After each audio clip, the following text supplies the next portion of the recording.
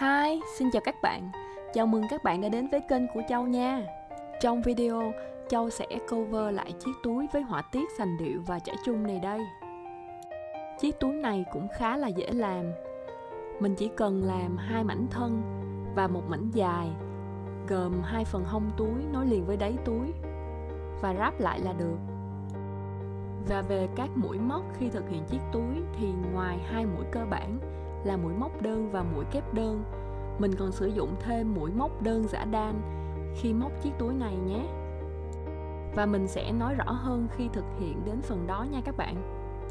Và sau khi hoàn thành, chiếc túi sẽ có kích thước là ngang 37cm, cao 32cm và chiều rộng sẽ là 6cm, nên dễ sử dụng, có thể đi học, đi làm hoặc đi chơi đều được cả nha. Và bây giờ thì chúng ta cùng thực hiện chiếc túi nha các bạn. Về nguyên liệu để móc chiếc túi, các bạn có thể dùng bất cứ sợi nào cũng được nha. Lưu ý là size kim móc cũng tùy thuộc vào loại sợi mà bạn sử dụng nữa đó. Và trong video này thì mình sử dụng sợi cỏ raffia, gồm 2 cuộn màu be nhạt, một cuộn màu vàng, kim móc 3.0, kim khâu, kim đánh dấu và kéo. Đầu tiên thì mình sẽ sử dụng màu be nhạt để móc phần thân túi. Và để bắt đầu thì mình sẽ tạo mũi gút và khởi tạo dây bính với 53 mũi móc xích.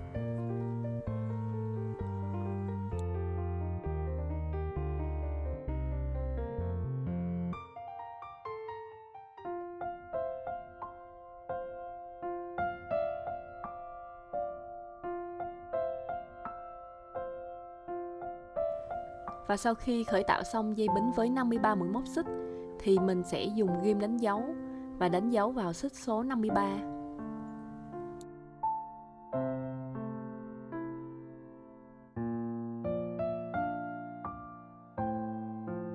Và bây giờ thì mình sẽ bắt đầu lên hàng số 1 nhé. Lên 3 mũi móc xích tương đương với chiều cao của một mũi kép đơn.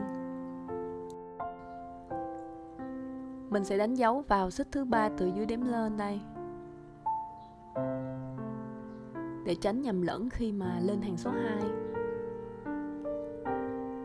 Tiếp theo thì mình sẽ bỏ qua một chân xích bên dưới và móc vào chân bên cạnh 3 mũi kép đơn.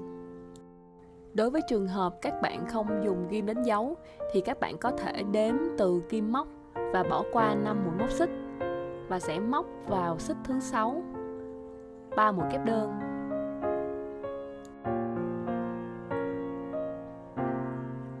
Mình đã móc được một mũi kép đơn rồi, bây giờ mình sẽ tiếp tục móc thêm 2 mũi kép đơn vào đây.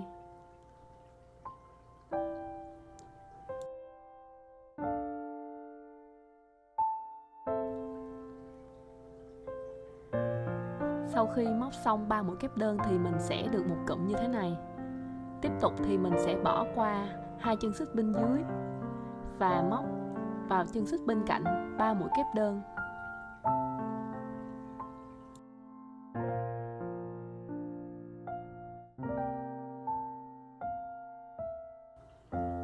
Tiếp tục bỏ qua 2 mũi móc xích bên dưới và móc vào chân xích bên cạnh 3 mũi kép đơn. Và mình sẽ tiếp tục lặp lại cụm 3 mũi kép đơn cho đến gần cuối hàng và dừng lại nhé các bạn.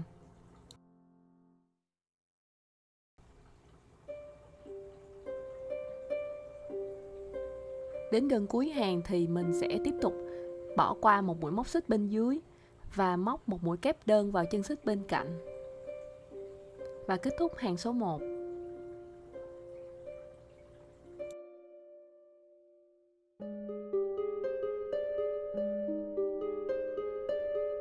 Đây mình vừa hoàn thành xong hàng số 1, gồm tất cả là 17 cụm. Bây giờ thì mình sẽ đếm cho các bạn. 1, 2, 3, 4, 5, 6, 7, 8, 9, 10, 11, 12, 13, 14, 15, 16 và 17. Gồm tổng cộng là 17 cụm như vậy. Bây giờ thì mình sẽ bắt đầu lên hàng số 2 nha. Mình sẽ quay lại và lên 3 mũi móc xích tương đương với chiều cao của một mũi kép đơn.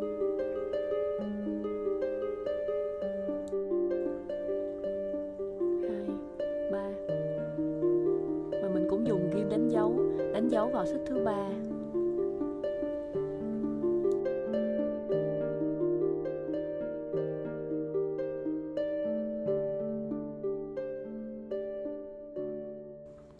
Đây các bạn sẽ thấy cái khoảng trống ở bên cạnh này. Mình sẽ móc một mũi kép đơn vào cái khoảng trống này.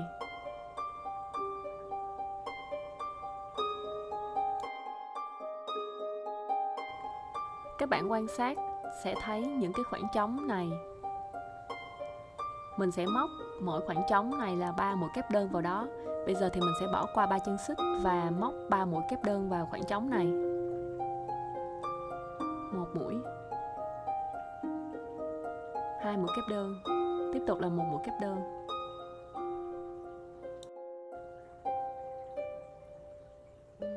Đây mình tiếp tục sẽ bỏ qua 3 chân xích bên dưới và móc 3 mũi kép đơn vào cái khoảng trống này.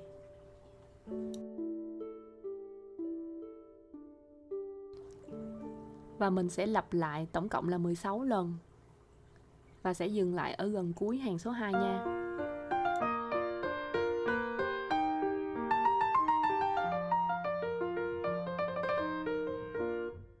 Đến đây thì mình sẽ tiếp tục móc mũi kép đơn vào khoảng trống bên cạnh này, đối xứng với phần đầu cũng tương tự như vậy. Đây, móc một mũi kép đơn vào đây.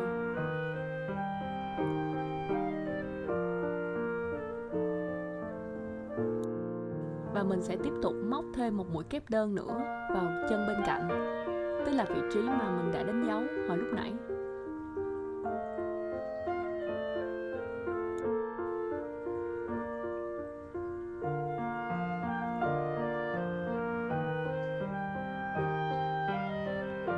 Vậy là mình đã vừa hoàn thành xong hàng số 2 rồi nha.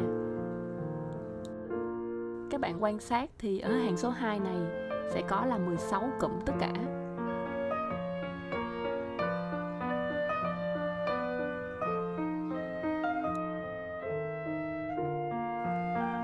Và bây giờ thì mình sẽ tiếp tục lên hàng số 3, quay lại và lên 3 mũi móc xích tương đương với chiều cao của một mũi kép đơn. 2, 3. Và mình tiếp tục dùng ghim đánh dấu vào xích thứ 3 từ dưới đếm lên. Và tương tự như hàng 1 thì ở những cái khoảng trống này mình sẽ móc cụm 3 mũi kép đơn vào đây.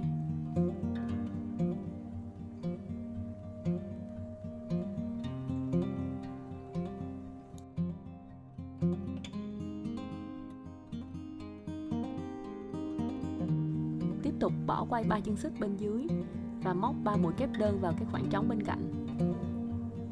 Mình sẽ tiếp tục móc 3 mũi kép đơn vào các khoảng trống bên cạnh cho đến gần cuối hàng và dừng lại nha. Đến đây thì mình cũng đạt được số lượng là 17 cụm như hàng số 1.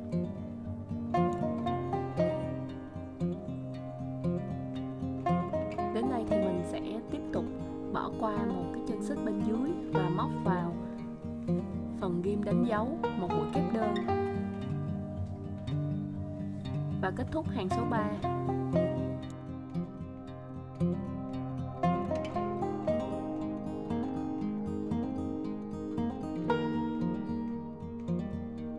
Và sau khi hoàn thành hàng số 3 thì mình cũng gồm 17 cụm như hàng số 1.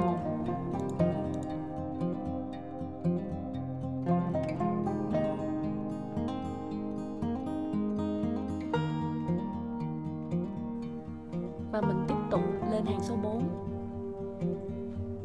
quay lại và lên 3 mũi móc xích tương đương với chiều cao của một mũi kép đơn.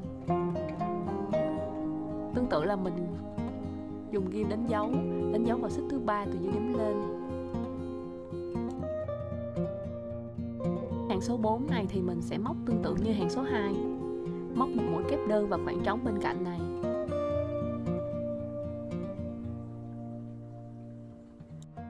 Tiếp theo là ở những khoảng trống này thì mình sẽ móc 3 mũi kép đơn vào đây, tức là bỏ qua 3 chân xích bên cạnh và móc 3 mũi kép đơn vào khoảng trống này.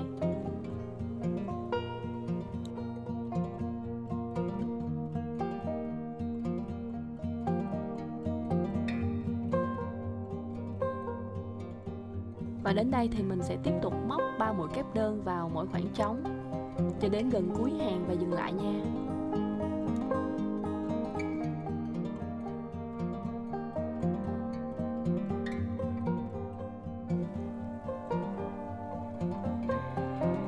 Đến đây thì mình sẽ móc tương tự hàng số 2 là móc một mũi kép đơn vào khoảng trống bên cạnh. Đây. Một mũi kép đơn vào đây. Tiếp theo là ở chân móc bên cạnh cũng là một mũi kép đơn, tức là ở vị trí đã đánh dấu. Một mũi kép đơn.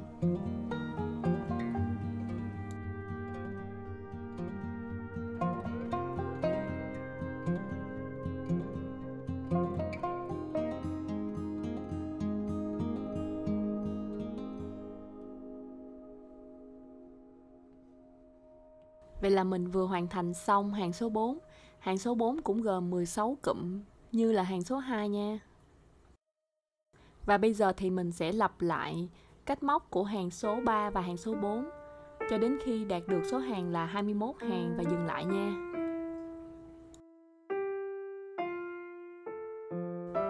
Đây mình đã hoàn thành xong 21 hàng.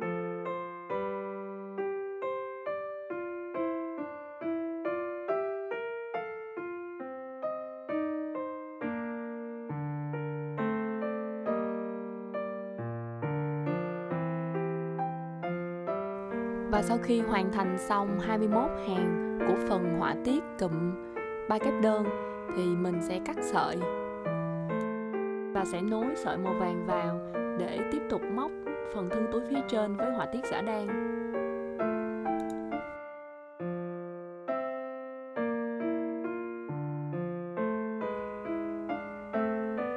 Mình sẽ nối sợi màu vàng vào vị trí này.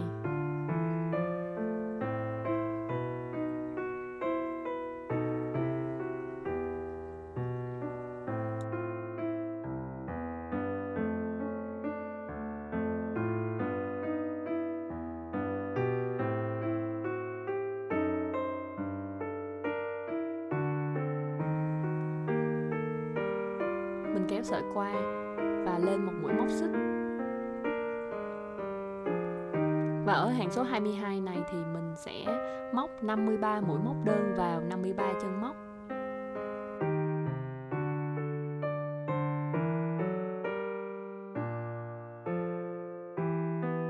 Sau khi móc xong hàng 22 với 53 mũi móc đơn, bây giờ thì mình sẽ bắt đầu thực hiện hàng mũi đơn giả đan ở các hàng tiếp theo nhé các bạn.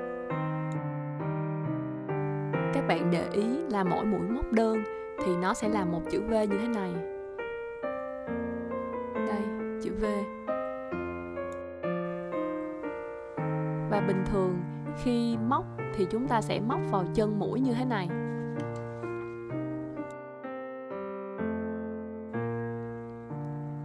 Nhưng với mũi giả đan thì chúng ta sẽ móc vào chính giữa của mũi đơn bên dưới này. Các bạn quan sát sẽ thấy là mình đưa kim móc vào ở giữa mũi đơn này. Đây, nếu quay sang mặt bên đây thì sẽ là ở bên dưới này nha.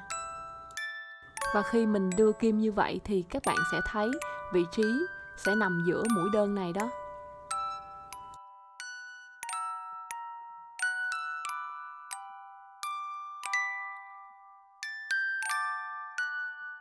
Bình thường thì mình sẽ đưa kim móc vào chân mũi này.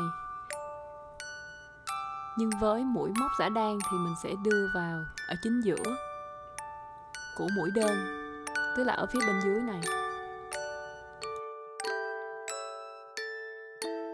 Và bây giờ thì mình sẽ quay lại và lên hàng số 23, lên một mũi móc xích. Bây giờ thì mình sẽ móc mũi móc đơn giả đan đầu tiên nha. Mình sẽ không đưa kim móc vào chân xích này,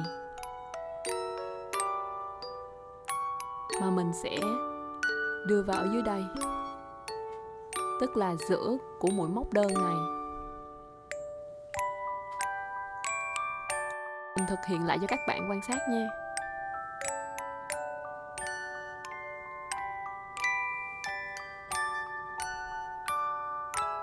Kéo sợi qua lấy sợi qua 2 vòng tròn trên kim. Mình vừa móc xong mũi đơn giã đan đầu tiên, bây giờ thì mình sẽ dùng ghim đánh dấu để đánh dấu vị trí lại.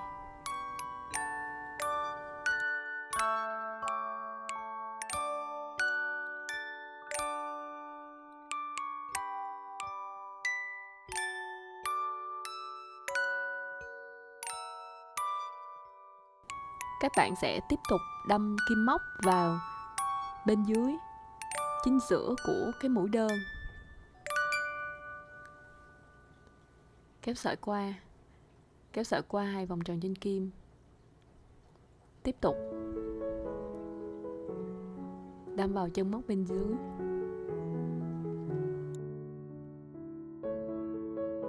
Và mình sẽ lần lượt móc mỗi chân xích là một mũi đơn giã đan cho đến hết hàng nhé. Và kết thúc hàng số 23 mình sẽ có tổng cộng là 53 mũi móc đơn.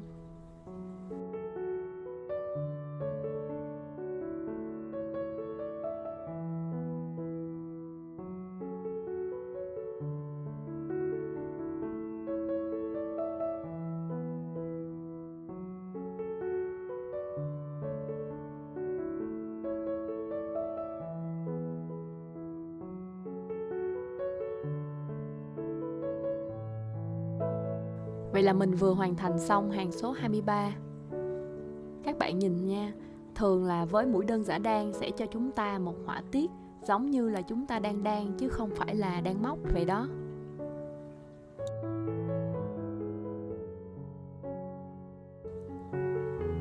Mình sẽ tiếp tục quay lại và lên một mũi móc xích để bắt đầu hàng số 24. Và từ hàng số 24 đến hàng số 37 mình sẽ móc tổng cộng là 53 mũi móc đơn giã đan vào mỗi chân xích ở mỗi hàng. Các bạn lưu ý là khi kết thúc một hàng thì các bạn sẽ quay lại và lên một mũi móc xích để tiếp tục hàng mới nha.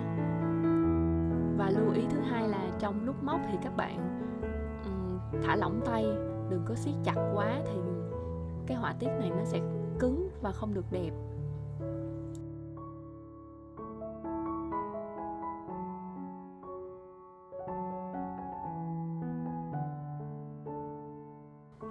Vậy là mình vừa hoàn thành xong 16 hàng họa tiết mũi đơn giã đan này rồi nha.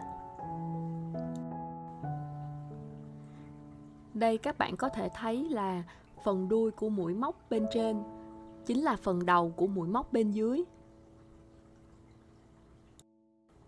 Và khi mà móc họa tiết giã đan này thì các bạn có thể thấy là các mũi móc nó sẽ rất là khít với nhau. Và mình sẽ tiếp tục thực hiện thêm một phần thân túi nữa, lặp lại các bước từ hàng số 1 đến hàng số 37 nha các bạn. Đây là 2 phần thân túi. Bây giờ mình sẽ tiếp tục làm một cái ngăn túi nối vào cái phần thân sau. Mình sẽ tiếp tục làm cái ngăn bên trong, tạo mũi gút và khởi tạo dây bính với 30 mũi móc xích nha.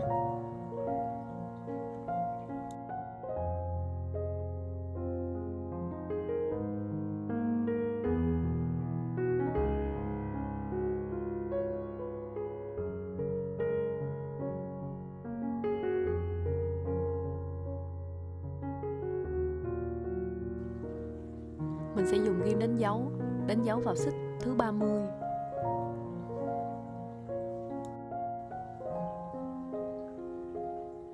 Mình tiếp tục lên hàng số 1, lên 3 mũi móc xích tương đương với chiều cao của một kép đơn nè. Mình sẽ móc một mũi kép đơn vào xích thứ 5 tính từ kim móc. Và tiếp tục móc mỗi chân xích là một kép đơn cho đến cuối hàng. Và đến cuối hàng số 1 này thì ta sẽ có tổng cộng là 30 mũi kép đơn, bao gồm 3 mũi móc xích đầu hàng và 29 mũi kép đơn.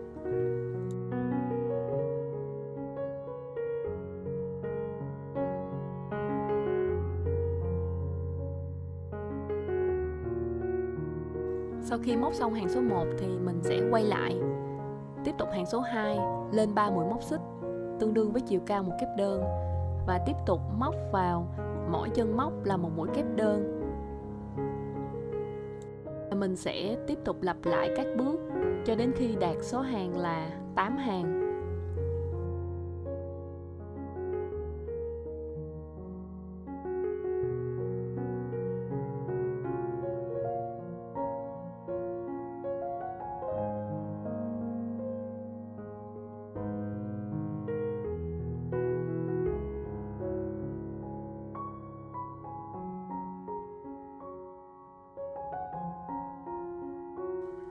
Mình vừa hoàn thành xong cái phần ngăn bên trong, và bây giờ thì mình sẽ nối vào cái phía mặt bên trong của phần thân sau, và ở vị trí này.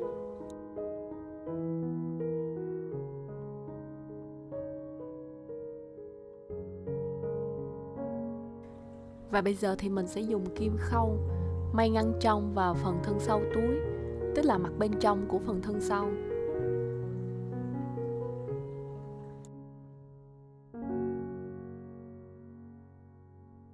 Mình sẽ nối ở hàng số 22 và vào cái cụm thứ tư. Và để may lại thì mình sẽ đưa kim vào phía đầu, phía giữa và phía cuối của kép đơn để giấu sợi được đẹp hơn.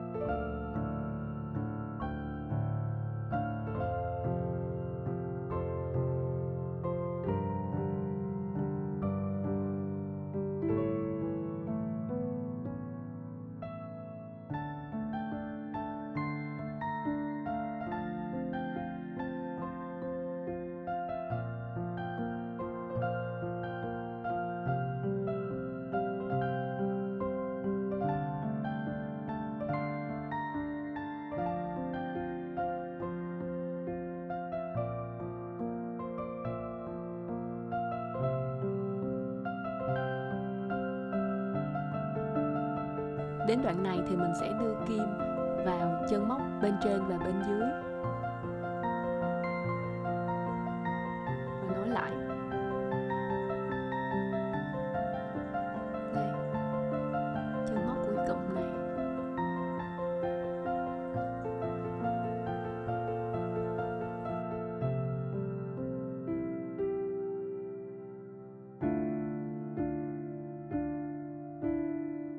Đến đoạn bên hông này thì mình cũng nối tương tự là đầu, giữa và cuối của kép đơn.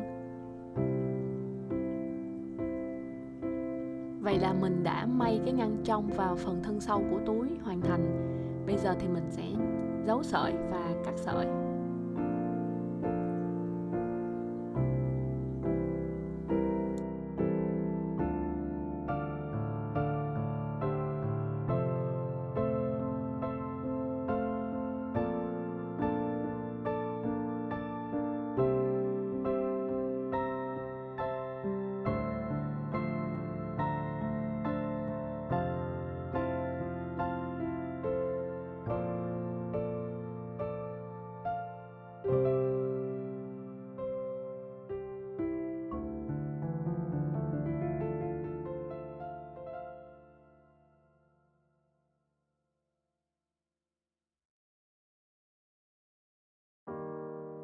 Và bây giờ thì mình sẽ tiếp tục móc phần hông túi.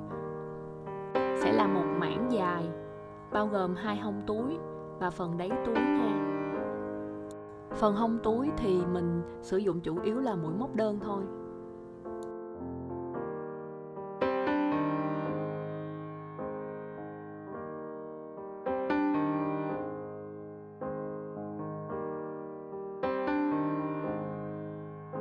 Bây giờ thì mình sẽ bắt đầu móc phần hông túi. Mình sẽ tạo mũi gút và khởi tạo dây bính với 12 mũi móc xích.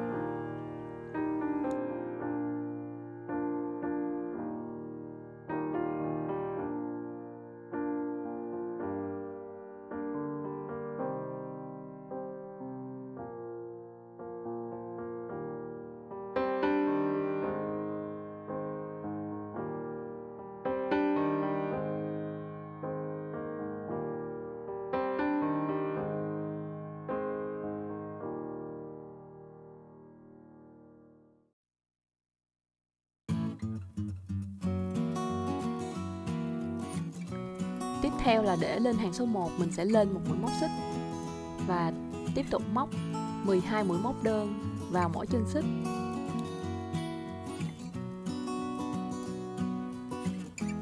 Mình sẽ không móc ở đây, mình sẽ lật cái phần bụng của dây xích lại và mình móc vào đây.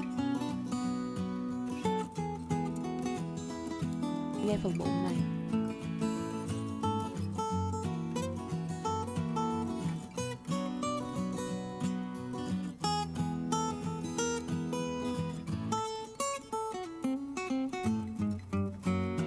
Kéo sợi qua. Tiếp tục kéo sợi qua 2 vòng tròn trên kim. Và mình sẽ tiếp tục đưa kim móc vào phần bụng của dây xích để móc mũi móc đơn. Và khi hoàn thành xong hàng số 1 thì mình sẽ đạt được số mũi móc đơn là 12 mũi móc đơn.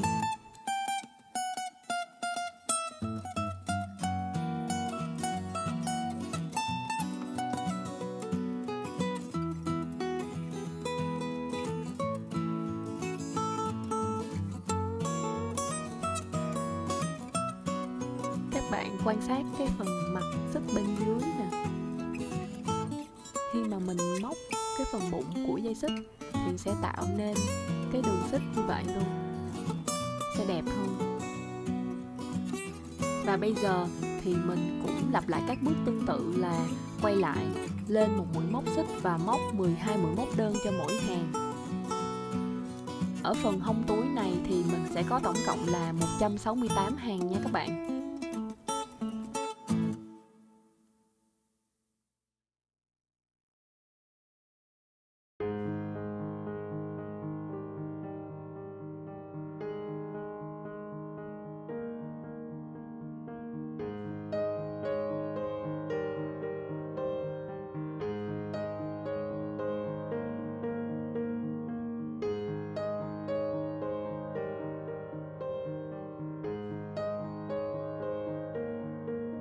Vậy là mình vừa hoàn thành xong 168 hàng móc đơn cho phần bên hông túi. Bây giờ thì mình sẽ chia tỷ lệ và bắt đầu nối cái phần bên hông túi lần lượt vào hai phần thân túi nha.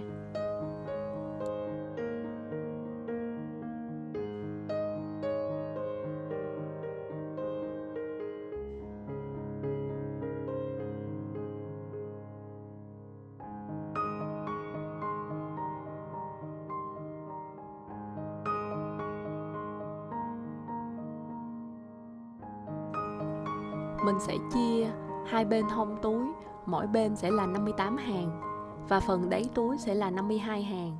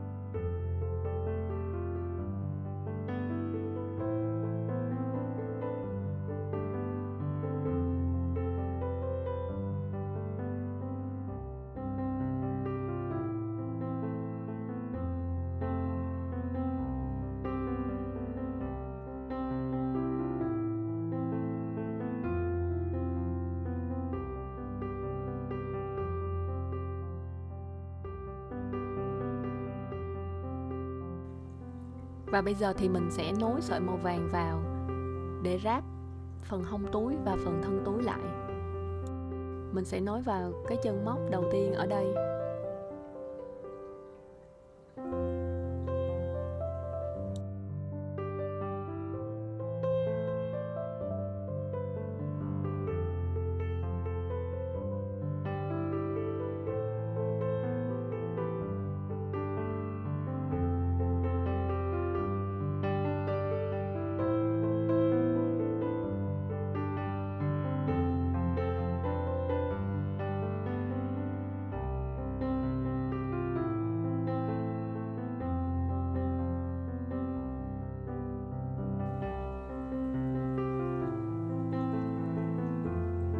Đưa kim móc vào và lên một mũi móc xích.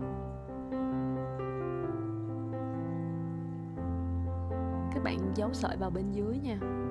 Mình sẽ vừa móc và vừa giấu sợi.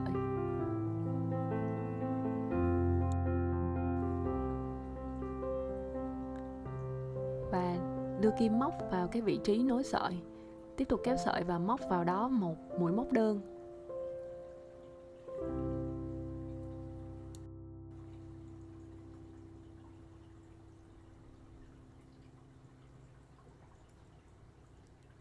Và các bạn sẽ đưa kim móc vào vị trí ở giữa mỗi hàng móc đơn. Đây, phía phần hông là đây.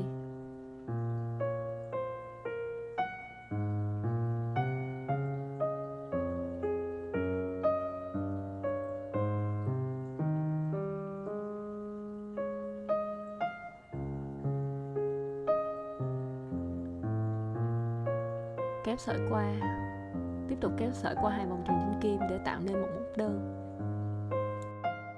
Và mình sẽ tiếp tục móc ở giữa mỗi hàng đơn này sẽ là một mũi móc đơn. Và mình sẽ móc được 15 mũi móc đơn cho cái phần họa tiết hàng đơn giả đan này.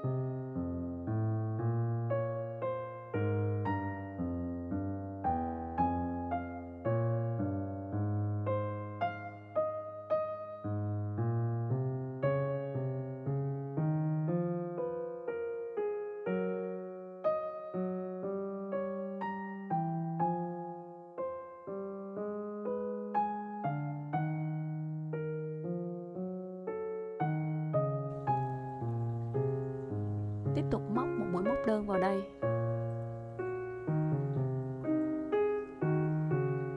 Vị trí đầu của mũi kép đơn. Tiếp theo là móc một mũi móc đơn vào cái khoảng giữa của bụng kép đơn này.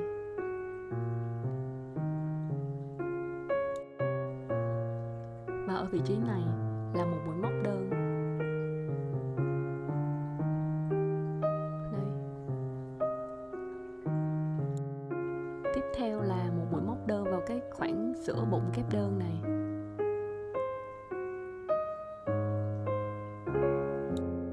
Và các bạn cứ lặp lại các bước là móc một mũi móc đơn cho đến hết phần bên hông số 1 này.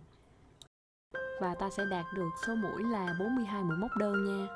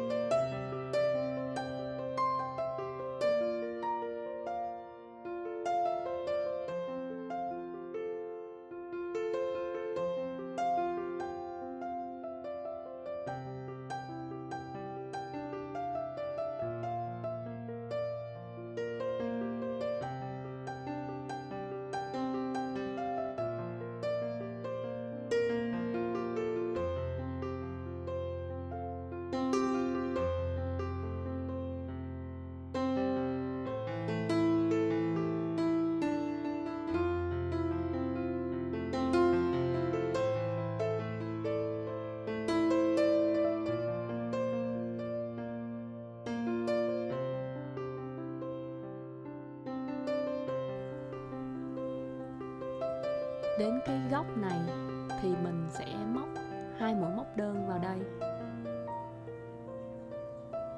ngay góc này.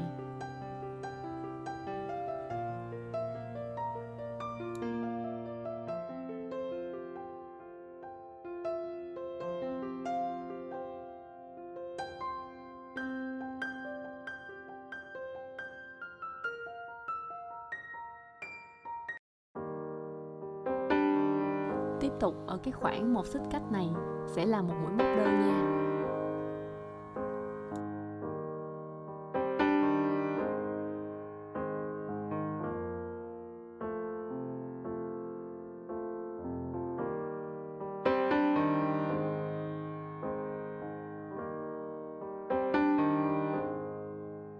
Tiếp theo là chân xích bên cạnh, chân xích của cụm 3 kép đơn.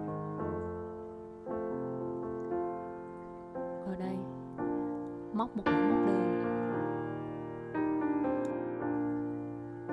Tiếp tục là móc 2 mũi móc đơn vào cái khoảng 2 xích cách này.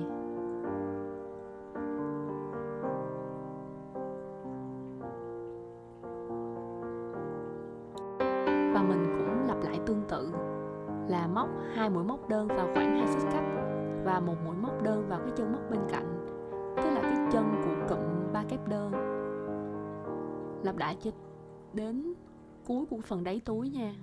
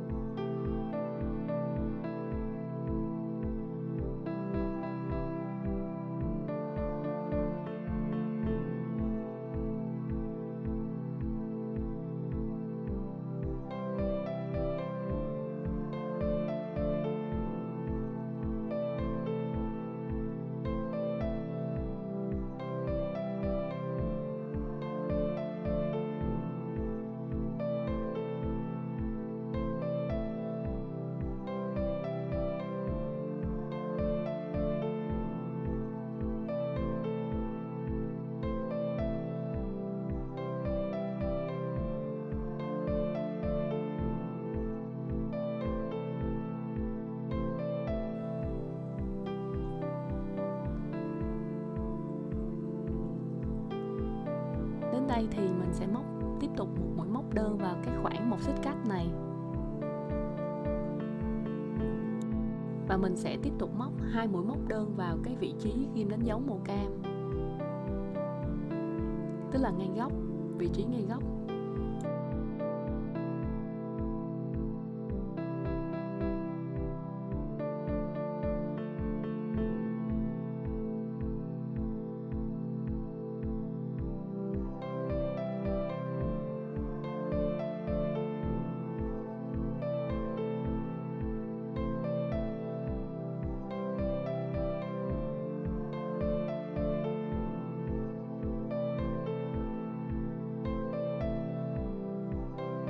Và đến đây rồi thì mình cũng lặp lại tương tự như cái phần bên hông số 1.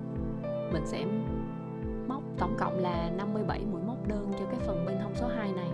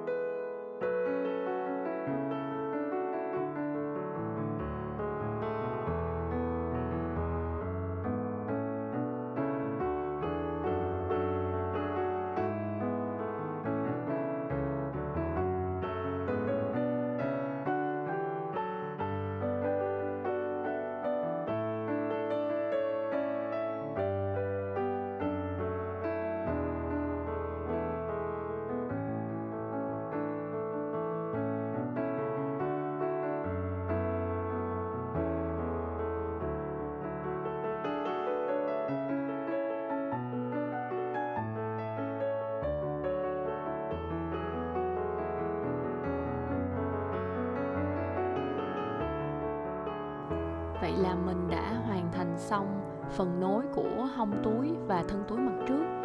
Bây giờ thì mình sẽ tiếp tục lặp lại tương tự để nối cái phần thân túi mặt sau vào cái phần bên hông túi nha.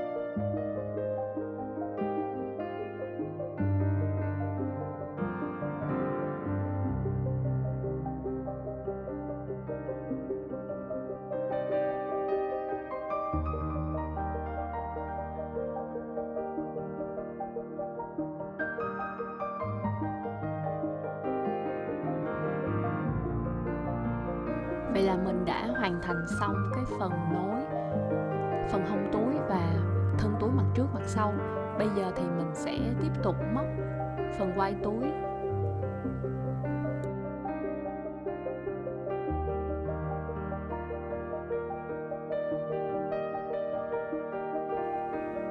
Và để bắt đầu móc phần quai túi thì mình sẽ tạo mũi gút và lên 5 mũi móc xích.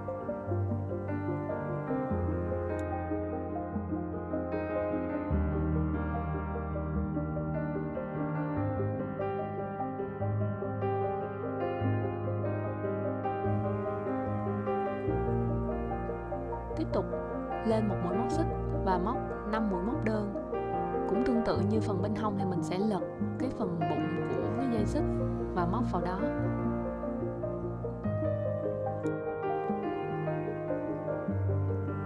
Lần lượt móc vào mỗi chân xích một mũi móc đơn.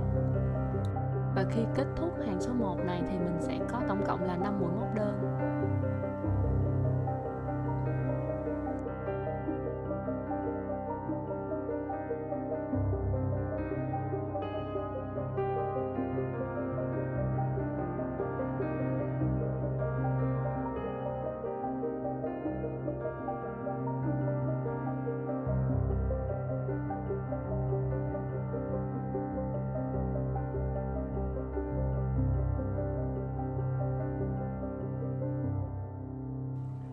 Và tiếp tục lên hàng số 2 mình sẽ quay lại lên một mũi móc xích và móc 5 mũi móc đơn vào 5 chân móc.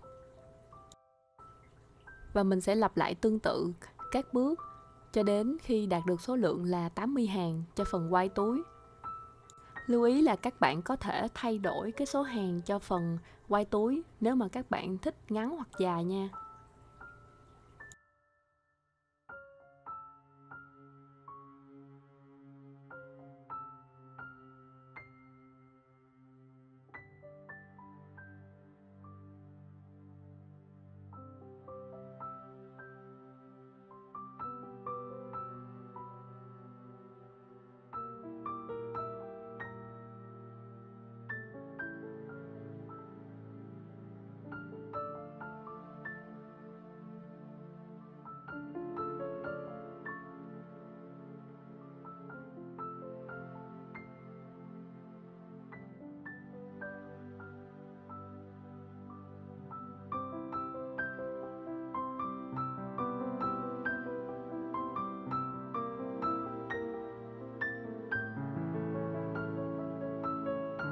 Và sau khi móc xong 80 hàng cho phần quai túi thì mình sẽ tiếp tục nối sợi màu vàng vào để viền xung quanh phần quai túi.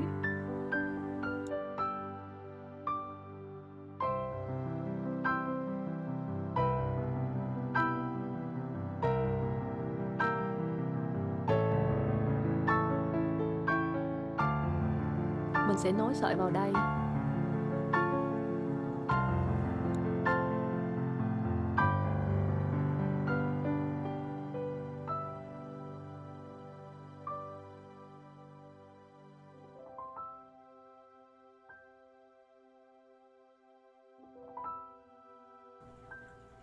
Lên một mũi móc xích và móc vào mỗi chân móc là một mũi móc đơn. Các bạn lưu ý là ở 4 góc thì mình sẽ móc 2 mũi móc đơn chung chân vào đó.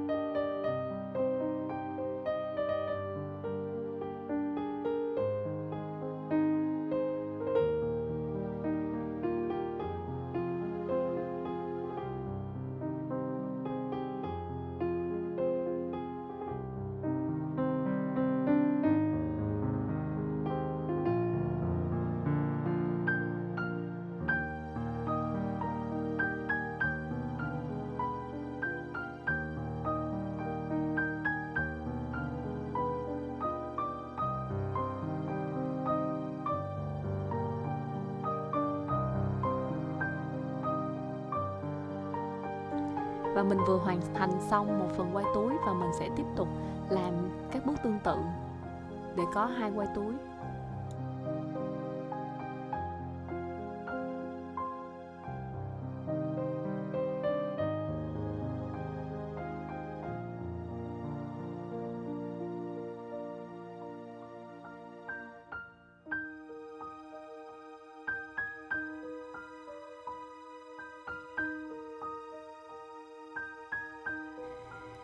Và trước khi nối quay túi vào thì mình sẽ đánh dấu vị trí mà nối. Mình sẽ đánh dấu vào xích thứ 10 từ bên trong đếm ra ở mỗi bên.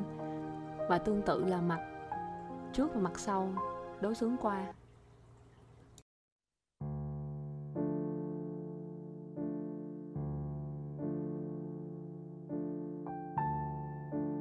Và bây giờ thì mình sẽ dùng kim khâu để nối 2 quay túi vào phần thân túi mặt trước và mặt sau.